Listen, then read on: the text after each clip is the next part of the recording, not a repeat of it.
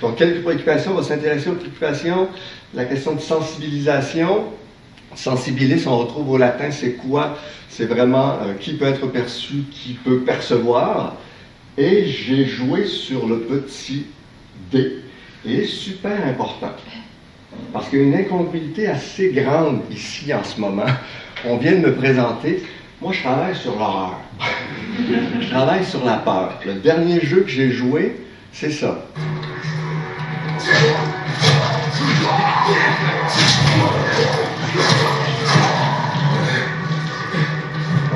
C'est même arrêté là. Vous avez compris mon accent. Je suis davantage le candidat qui va... Et même en plus, imaginez dans Stay Human, dans ce jeu de zombies-là, je m'attaque même à des humains. Donc je vais slasher mes zombies, mais je vais même faire ça avec les humains. Donc je suis plus le candidat à travailler sur la désensibilisation que la sensibilisation. Et même, je pense que c'est l'intérêt de ce colloque-là, de parler de sensibilisation, parce que j'ai trouvé plus d'informations sur la désensibilisation, il y en a une tonne, que sur la question de sensibilisation. Fait que prenons cette définition-là, qui est très récente, j'ai trouvé ce bouquin-là très récent, mais définition, la désensibilisation est la réduction et l'absence d'une réponse à un événement qui devrait normalement déclencher une réaction.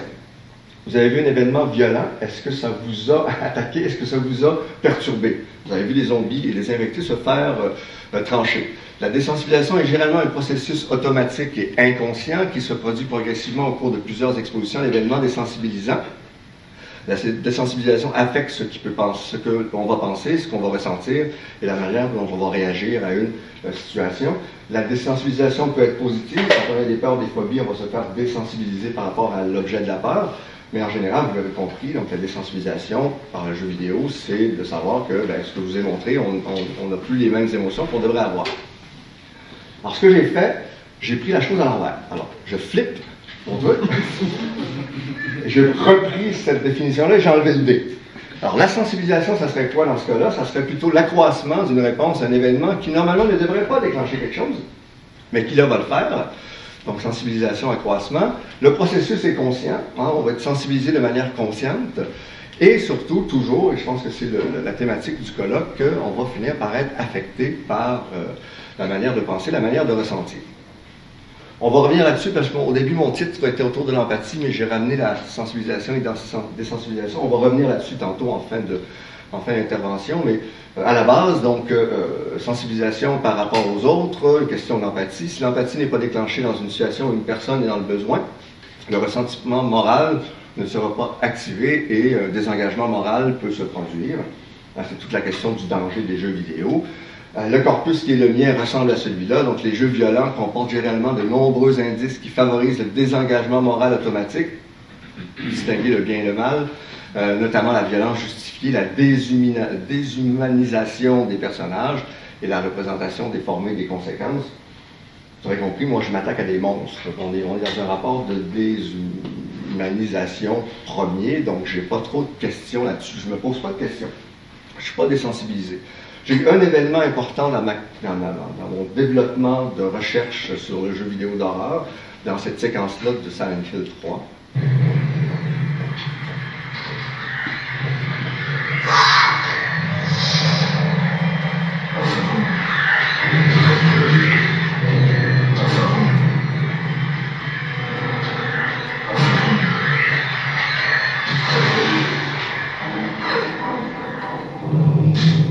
Qui donne des coups de pied en plus. Donc, je l'ai coupé 2 fois. Yeah, you're on Claudia's side. Oh, really? I'm just looking out for myself. Everyone does it. Don't stand there looking so smug. You're the worst person in this room. You come here and enjoy spilling their blood and listening to them cry out. You feel excited when you step on them and snuff out their lives. Are you talking about the monsters? Monsters? They look like monsters to you? Don't worry. It's just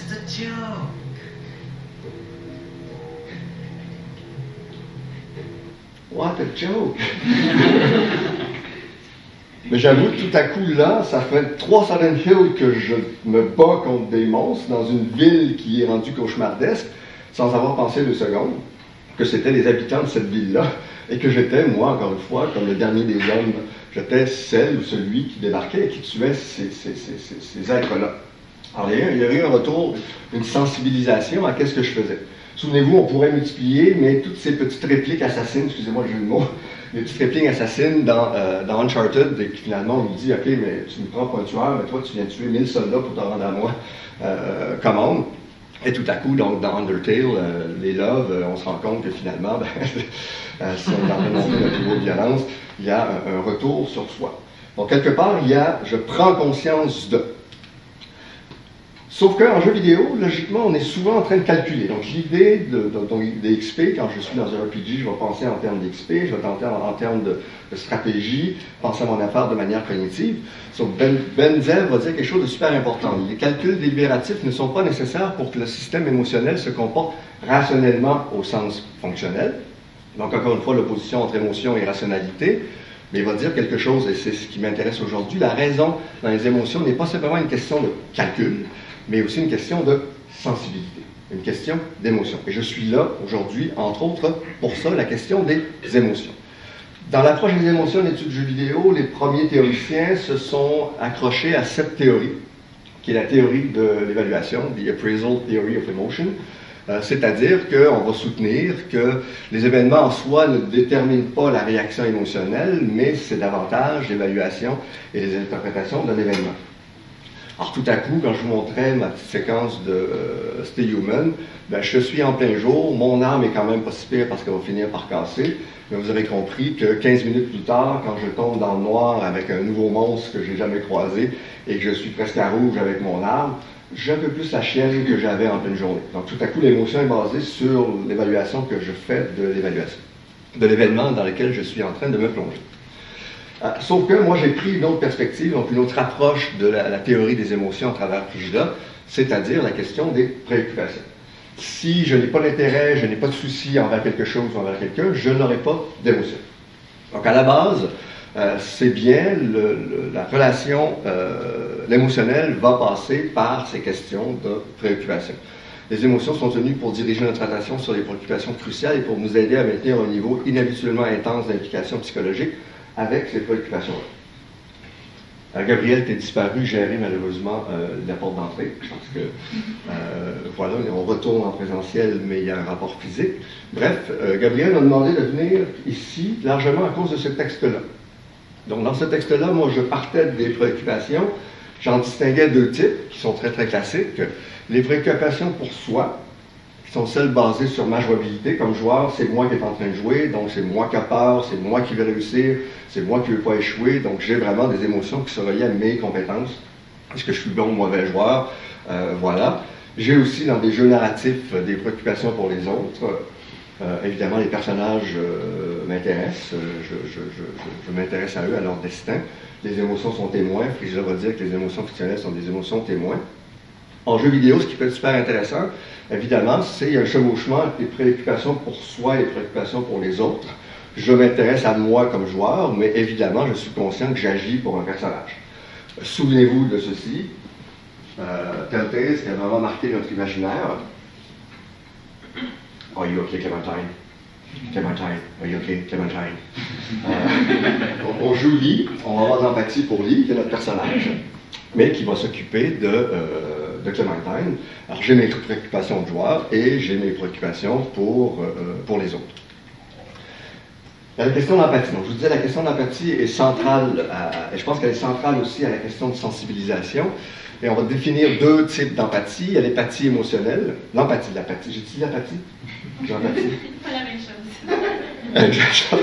La négation. Le D revient. L'empathie. Non pas l'apathie. L'empathie émotionnelle, l'expérience réelle des sentiments d'autrui. Et l'empathie cognitive, où là, je prends le point de vue de quelqu'un d'autre. En jeu vidéo, je suis dans les souliers d'un personnage. Je vois à travers son point de vue. Et là, quelque part, je vais avoir un sentiment qui va m'alerter au sujet de la pertinence morale d'une situation et va activer ce fameux raisonnement moral. Dans The Walking Dead avec Clementine, quelque part. Donc, Lee va s'occuper de Clementine jusqu'à lui couper les cheveux. Parce que dans une fiction zombie, tous ceux qui ont les cheveux longs, on se fait avoir parce qu'on va se faire pogner par les zombies. Alors là, Lee va faire, je vais couper les cheveux à Clementine, comme ça tu vas moins te faire prendre. Mais dans la situation d'invasion zombie, le raisonnement moral, c'est aussi de montrer à Clementine à se servir d'un gun. Ce qu'on ne ferait pas dans la vie de tous les jours, mais là, dans le contexte qui est là, j'ai de l'empathie pour ce jeune enfant que je protège, ben, je vais lui montrer à se servir d'un gun. Mais, finalement, c'est monsieur-là qui devrait être en train de faire la conférence d'aujourd'hui, parce que ma fille a fait une thèse édifiante sur les jeux édifiants. Maxime a dit des choses extraordinaires dans sa thèse, je vous renvoie à sa thèse, là, je veux dire. Et la beauté d'un directeur de thèse, c'est de voir que ton étudiant est 15 fois plus brillant que toi, et qu'il va prendre des affaires, puis il va les construire beaucoup mieux que toi. Et je vais m'arrêter à deux choses que Maxime a dit dans sa thèse, parce qu'au début, il va parler des préoccupations. J'ai fait mes devoirs, évidemment. Je suis retourné voir le travail qu'avait fait Maxime. Il va dire deux choses. Une théorie convaincante. J'aime bien convaincante. Une théorie convaincante de l'émotion devrait rendre compte des inflexions de l'individu sur ses préoccupations. Donc, s'il n'y a rien d'automatique, donc j'ai un contrôle, je peux, moi, gérer une affaire ou avoir une vision sur une situation à partir de mes propres choix. Dans un contexte de jeu vidéo, et regardez comme c'est lumineux, le choix revient certainement à la joueuse de se préoccuper de son jeu et des personnages qu'elle côtoie. Si les jeux vidéo ne peuvent lui imposer des préoccupations, ils peuvent néanmoins l'encourager à en adopter et la guider dans ses choix. Ça va être tout le travail de la thèse de Maxime dans ses superbes analyses vidéoludiques de jeux pour nous montrer comment ça fonctionne. Alors évidemment, imposer, encourager, guider ses préoccupations. Je vous dis, mon corpus est très très loin de la thématique que vous avez aujourd'hui. Évidemment, je vais apprendre. Sensibilisation, conscientisation, c'est vraiment pas mon dada. Alors j'ai voulu me trouver un jeu qui allait vraiment pousser cette idée de sensibilisation. Alors, je suis tombé là-dessus, je vais vous voir tantôt, donc c'est à travers un texte, mais donc une application, un jeu sur cellulaire que j'ai encore là, fait par des universités en Australie, donc Melbourne, Sydney, etc. Dans ce jeu-là, on peut incarner trois personnages, donc une femme musulmane, un homme originaire d'Inde et un Australien indigène. Ce qu'on va faire dans le jeu, donc moi j'ai choisi Patrick. Alors, ce qu'on va faire dans le jeu, pendant une semaine, je vais recevoir des messages. Et je vais recevoir des messages qui sont racistes. Donc, sur ma raison. Pendant une semaine. Regardez le premier. Donc, nouveau email d'Eline. Oh les hell, je vais dire. Pas de la scope, vous m'aurez compris. Donc, alors, le but, c'est qu'à chaque fois qu'on a nos messages, après ça, on peut faire des choix. Alors, je peux faire rien. Je fais rien parce que de toute façon, ça arrive très très souvent et puis ça va continuer pourquoi faire. Ou je peux aller me plaindre à ma boss. Ma boss va dire, faites-en pas, vous voulez pas, c'est pas grave, je suis pas plus avancé. Voilà. Donc, ça, c'était le premier message. Deuxième message, petite vidéo, je suis dans la rue. Patrick marche dans la rue, ce monsieur sort de son appartement, il s'est fait cambrioler, puis il dit « Qu'est-ce que tu fais dans mon quartier? Je me suis fait cambrioler hier, c'est à cause de toi, mes enfants ont peur de toi, sors d'ici. » Tu marches à la maison, tranquille. Alors, qu'est-ce que tu veux faire? Tu peux juste marcher. C'est pas la première fois que tu te fais faire. Et puis, ben, tu peux aussi appeler la police et faire un statement. Et là, j'ai eu l'épiphanie est débarquée. C'est-à-dire que, bon, c'est 4 fois par jour, 4 fois par jour, on fait 28, puis on peut les jouer les 3 personnages. À un moment donné, j'ai réalisé quelque chose. Donc ça, il y a plusieurs événements. Chaque fois, c'est des choix qu'on pouvait faire. J'ai réalisé que moi, j'étais toujours en train de choisir où je foutais rien. Je ne prenais pas action. À chaque fois, je faisais walk out. Donc, tu te prends un café, la caissière te fait un gag au lieu de te dire, je m'en vais. Un autre commentaire raciste, je fais rien. Ça m'a vraiment. J'ai fait, attends, qu'est-ce que c'est ça? Et ce qui est extraordinaire, et ça a marché pour moi, j'étais sympathique avec mon personnage. Donc, j'étais dans mon empathie, connaissance du bien et du mal, évidemment, dans un contexte de situation raciste. Et là, finalement, le jeu va finir par me sensibiliser, pour me dire, est-ce que vous savez que le confrontement au comportement raciste va mener à moins de préjudice et que ça va faire quelque part qu'on va sortir des stéréotypes. Donc, il faut agir. Alors, tout d'un coup, je suis dans la situation de la conscientisation, de la sensibilisation, d'agir. Je suis prof en plus, donc je vais l'être davantage. Mais comme je vous dis, dans le jeu, je n'étais pas. Et c'est avec le petit retour que j'ai fait « Oh, tabarnouche ». Mais, et là j'ai encore mon dé. Je vais ramener mon dé. Alors, évidemment, ce jeu-là a bien réussi à faire la sensibilisation, l'accroissement de prendre conscience de la situation, de manière consciente. J'ai fini consciemment de me rendre compte que j'étais en train de passer des affaires, et tout d'un coup, j'ai eu ma lumière qui fait là, ouais, tu réagis mal. Évidemment, ça a affecté la manière dont je pense et dont je vais penser maintenant. Sauf que je vous dis, je vais rester dans le D, parce que je suis venu à Everyday Racism à cause de ce texte de Fordyce, Neal et Apperly, dans un beau livre qui s'appelle Woke Gaming. On devait avoir une école d'été il y a 2 ans à cause de la pandémie sur les questions LDI, donc il y avait vraiment comment les activistes se servent du jeu vidéo, donc je me suis servi de ma référence. Et eux vont dire 2 choses. Donc là, il va y avoir un rapport de déconstruction et un deuxième niveau de sensibilisation qui est débarqué. Alors, rendre les identités racialisées accessibles aux Blancs est politiquement et moralement complexe. Certes. Les avantages pédagogiques d'un jeu comme Everyday Racism, dont le succès peut être exceptionnel plus que définitif, ne dissolvent pas les problèmes liés au dépassement d'une forme de domination blanche, les actes de discrimination raciale en faisant de l'expérience de la racialisation un objet de savoir blanc. Alors, en plus de prendre conscience de ma position face à ces gestes racistes, je prends, moi, ma conscience de ma position de vieux professeur blanc, normé, sans problème. Là, j'ai une deuxième sensibilisation. Je dois prendre position, je dois être conscient de ma position privilégiée. En plus de ça, je me suis tapé ce texte-là. Il faut vous taper ça, là. Je veux dire, c'est donc Bonnie Roberg. Là, c'est mon petit D, là, je suis dans le D. Deconstructing the Rhetoric of Empathy in Video Games. Elle s'intéresse davantage aux queer puis à la communauté LGBT. Mais elle va dire, OK, l'empathie, c'est bien beau. Maintenant, il appelle les Empathy Games. On a les Care Games. C'est bien beau, mais à qui s'adressent ces Care Games-là? Et comment, donc, comment on reçoit ces jeux-là? Donc, elle va reprendre un discours critique. En plus de minimiser les vies marginalisées, la rhétorique de l'empathie suppose à tort que les jeux dits d'empathie ont été développés principalement par l'édification de joueurs privilégiés et normatifs. Alors, de savoir que finalement, je ne dis pas donc que Everyday Racism fait son travail, puis en même temps, si on prend un recul, notre sensibilisation à nous, théoriciens et penseurs, c'est de voir finalement, si j'analyse bien le fond des choses, on est dans le théâtre de l'infortune, pauvre Patrick. Finalement, quand je sors de là, c'est pas pauvre Bernard, puisque j'étais empathique avec mon personnage, c'est pauvre Patrick. Attention à ne pas faire que du théâtre de l'infortune. Et Berger va nous dire que la plupart des designers qui font des jeux pour leur communauté ne les font pas pour leur communauté. Donc, on n'est pas en train de vouloir sensibiliser les autres. On fait des jeux pour nous. Donc, s'il vous plaît, prenez une bonne distance par rapport aux jeux qu'on crée et ne pas, encore une fois, vous les approprier. Elle va dire aussi, penser ces jeux par la rhétorique de l'empathie, c'est insister sur le fait que les jeux vidéo appartiennent par défaut aux joueurs qui représentent la position dominante dans la culture de jeu et la société en général. Il va ramener ce truc, et bon, vous avez parlé d'affect, je sais dans votre séminaire, je ne sais pas si vous avez parlé de cette notion-là, la colonisation des affects.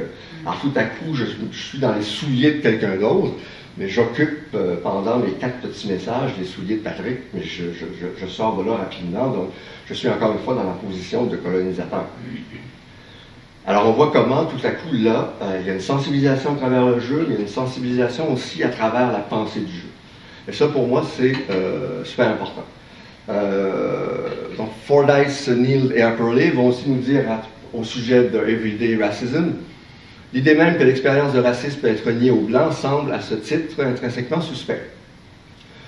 Je n'ai jamais vécu pour moi de situation raciste.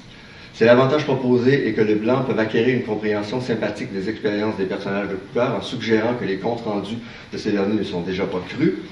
Le coût potentiel est que cela conduira à la perpétuation du white-splaining, où les Blancs deviennent des autorités en matière de racisme. Et là, j'ai une triple sensibilisation à ma position. Je suis là ce matin, j'ai pris un jeu raciste, et je suis quand même, moi, l'homme blanc en train de vous expliquer ce rapport au racisme. Ça n'a aucun bon sens. Ça n'a aucun bon sens. La seule affaire que ça peut faire, c'est un rapport de sensibilisation. Il faut se sensibiliser à qui prend parole et comment on prend parole. D'où le fait que, et je conclue là-dessus, donc dans les préoccupations pour soi et préoccupations pour les autres, dans un contexte de sensibilisation, de conscientisation, il y a un rapport de préoccupation pour les autres. Et pour les autres, ça peut être aussi pour le fait qu'on parlait donc, de jeu écologique. Dans le jeu écologique, l'autre, ça peut être la planète et ça peut être nous. C'est vraiment, donc, on est préoccupé pour quelque chose. Cette préoccupation pour les autres amène un retour vers soi et pour soi. Donc, il y a une prise de conscience qui va changer mes préoccupations. Alors, j'ai cherché pendant quelques temps, donc ça marche mon affaire. Donc, les autres, et ça revient vers moi, et tout à coup, je suis conscientisé, je suis sensibilisé. Mais comment formuler ça? J'ai trouvé ça dans ce texte qui n'a vraiment pas rapport avec le texte de sensibilisation sur le transfert des connaissances dans le cadre de l'insalubrité. Un jeu de rôle. Mais le plaisir de la recherche, c'est que tu lis tout. Je vous dirais, je cherchais des trucs sur la sensibilisation, le jeu de rôle, j'ai dit, ok, je vais aller voir. Et finalement, ce que je cherchais, que je voulais dire, c'est là. Alors, ils vont dire la dynamique de groupe dans un jeu de rôle, et on sait que le jeu vidéo, même si c'est un single player, on est toujours en rapport social, parce qu'on est toujours dans la comparaison avec l'autre. La dynamique de groupe est susceptible de générer une nouvelle conscience de soi, une nouvelle préoccupation de soi, pour soi, une prise de conscience de problèmes, des limites et de généralisation abusive, mais aussi, et c'est ça le terme, moi, qui m'a accroché, l'augmentation de la conscience de ses responsabilités. Être sensibilisé et être conscientisé, c'est prendre conscience de ses responsabilités. C'est d'avoir des préoccupations pour soi qui vont aller au-delà même de soi parce que j'ai des responsabilités par rapport aux autres. C'est plus juste moi, c'est moi face aux autres. Changement d'attitude envers son propre rôle et celui des autres. Alors, donc, je disais à Gabriel, c'était un peu mon truc aujourd'hui. Sensibilisation par le jeu vidéo, soit, c'est ce que vous allez faire parce que c'est votre corpus qui était beaucoup plus le mien. Mais finalement, j'ai pédalé là, pour faire cette intervention-là aujourd'hui, mais le plaisir, c'est que j'ai été sensibilisé par les sciences du jeu. Et c'est notre pouvoir entre nous. On est des chercheurs en train de réfléchir aux jeux vidéo, et c'est aussi à travers nos recherches qu'on est capable de se sensibiliser et de sensibiliser les autres. Et ça, il ne faut jamais l'oublier. Et toujours prendre conscience de sa position et d'où on parle. Ah, merci. Super éclairant. Ça pose bien, je pense, un certain nombre de questions, de problématiques qu'on va élaborer au cours des 2 jours. J'aurais une question qui est un peu de détail, mais c'est pas une colle, là, c'est vraiment quelle différence fais-tu entre l'empathie et la sympathie? Ça, c'est une grosse question, là, je veux dire. Est-ce que j'ai des sentiments avec les autres, des sentiments dans certaines théories?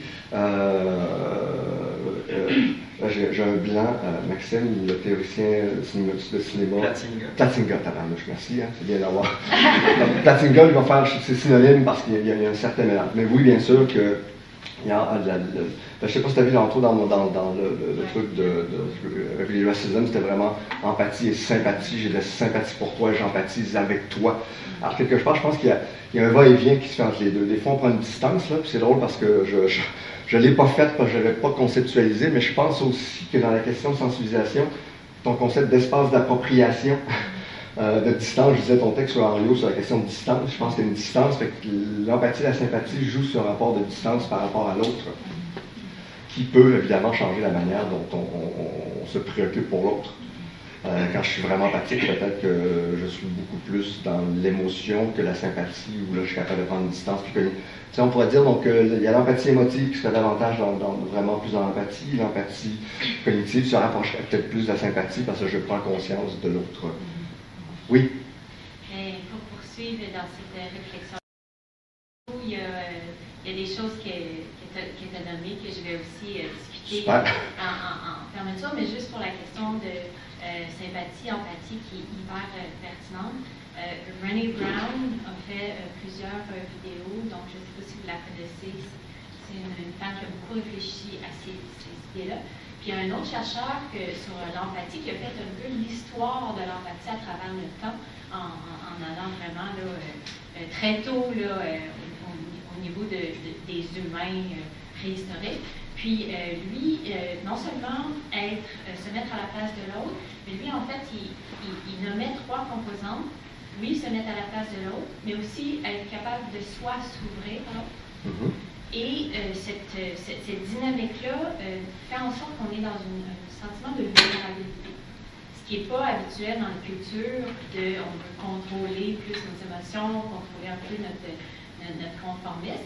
Puis lui, il dit que la 3e composante pour réussir à devenir une société homo empathicus, c'est de s'habituer à nos vulnerability hangover du lendemain, qui fait en sorte que, je me suis ouvert plus que d'habitude, toi aussi, puis demain, on va peut-être avoir des crampes, qu'on va vouloir être encore plus contrôlant et moins s'ouvrir, donc se refermer.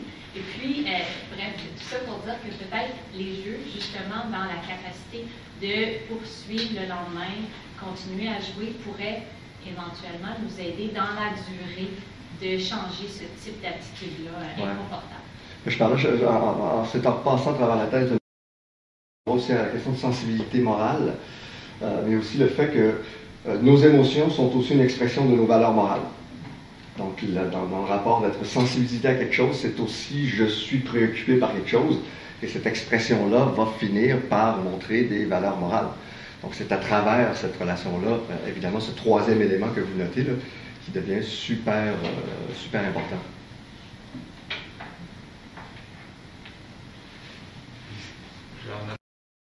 Super conférence, merci, c'était super intéressant. J'ai accroché au début quand j'ai vu ton extrait de Dying Light 2, puis après ça, l'espèce de moment dans Silent Hill où on fait un reality check aux joueurs, puis tu te rends compte que tu tues des gens qui étaient là. Puis je me demande justement si tu penses que la dissonance ludonarrative est nécessaire pour resensibiliser le joueur. Comme si, quand on est dans le challenge du jeu, on n'a pas le temps d'être sensible, on pense à notre arme, on va, on se défend, on court partout, on tue tout ce qui bouge pour essayer de se sauver, on tue des humains même. Puis ça nous prend cette espèce de coupure-là du jeu, le moment narratif, qu'on nous remet nos actions en pleine face pour qu'on commence à se dire « Oh, ok, ouais, mes actions sont un peu atroces. » C'est pour ça que quand je de la sensibilisation, là, je ne pouvais pas faire autrement que de ramener ce rapport de conscience. Ça, on nous dit finalement, est-ce que quelqu'un vraiment a été choqué par le 20 secondes de zombie que je vous ai montré? On est désensibilisé dans un rapport de jeu à ce genre de choses-là. À un moment donné, il faut qu'il arrive ce petit wake-up call, ce petit point qui débat. Encore une fois, je voulais passer par autre chose que Uncharted 2. Je veux dire, tu viens de tuer des blancs, j'étais dans un jeu d'aventure, un jeu d'action-aventure, c'est ma job. That's it. Alors que là, dans Everyday Racism, c'est un autre truc. Donc oui, ça prend ces éléments de conscience qui se multiplient. Puis comme je vous dis, là, moi, dans ma carrière, je veux dire, j'ai eu des relations aux autres qui font en sorte que je suis de plus en plus sensibilisé à ma position privilégiée dans la société comme professeur d'université qui prend parole. J'ai pris conscience de ça en cours de route. Fait que ça prend ces moments de conscience qui fait que dans l'action, non. C'est après que tu fais « Ah, wow! » Puis quand je vous dis le Everyday Racism, là, je me dis « Bon, ok, c'est 2-3 jours. Attends, fuck, je suis qui mon tour de journée? Je fais rien. Et c'est là que j'ai eu mon truc de conscience. Et à partir de ça, je faisais les expositions d'après, quand je faisais mes choix. Évidemment, là, tu peux retourner en arrière. Une fois que tu as fait ton choix, tu peux retourner en arrière. Fait que là, là, j'ai fait mon truc de gamer. Là, alors que les premières fois, je faisais mon choix puis je continuais dans ma journée. Donc, ça prend, oui, ces trucs-là. Parce que ça prend ces espèces de moments hors du jeu pour être capable de... c'est pour ça que je parlais, moi, j'aime bien le déconstruire. Il faut se déconstruire. Et c'est nous les mieux placés en études de jeux vidéo et en sciences du jeu pour avoir ce rapport de déconstruction, pour faire penser aux joueurs, faire penser aux autres qu'il faut avoir ces moments-là. C'est complexe, je veux dire. Je vous renvoie au texte d'Apperley, Neil et puis Ford Rice sur Everyday Racism. C'est complexe parce que ça marche, mais en même temps, on est pris entre du white splaining. Merci Bernard. Merci beaucoup, monsieur.